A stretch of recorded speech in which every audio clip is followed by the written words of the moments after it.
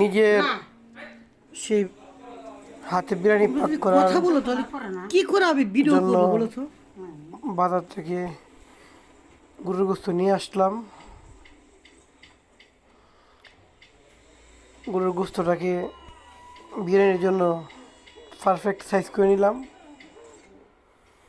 ছোটো ছোটো করে কেটে। তারপর আপনার একটা চুলার মধ্যে মশলা দিয়ে মশলাটাকে একটু কষিয়ে নিলাম। মশলাটা কষানোর পর এখানে যে গরুর গোস্তটা এনেছিলাম সেটা দিয়ে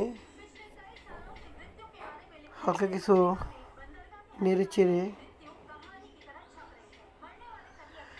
মিশিয়ে নিয়ে নিলাম। তারপর ঢাকনা দিয়ে ঢেকে দেব।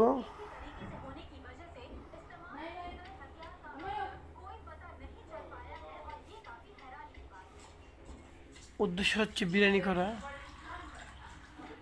আর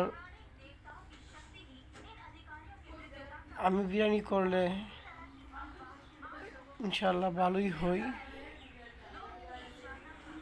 তো মশলাতে তো একটা দিই না, সাধারণ অল্প মশলা দিয়ে বিরিয়ানিটা করি। এখন মাংসটা দেখে দিয়েছিলাম, একটু কষে আসার পরে চেক করতেছি কেমন হয়েছে। এখন আর একটু জাল হবে, আর কিছুক্ষণ জাল দেওয়ার পরে এই ধরেন আপনার প্রায় গরুর মাংস তো আধা ঘন্টার মতো জাল দিয়ে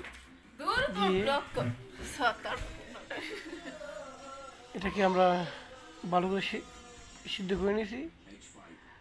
আর মাঝখান দিয়ে কিছু আলু মিশিয়ে দিয়েছিলাম যাতে একটু পাই।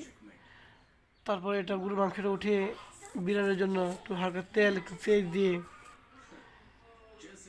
পোলার চালটা এখন দেবো। তারপর এই যে পোলার চাউলটা মিক্স করে দিলাম, হালকা একটু পোলার চাউলটা একটু ভেজে নিব। তারপরে একটু পানি দিলাম পরিমাণ মতো, চাউলের ডবল পানি।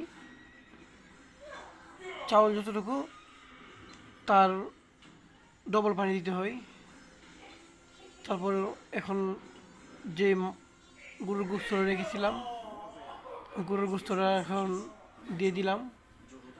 দেওয়ার পর একটু হালকা নাড়িয়ে মিশিয়ে দেবো।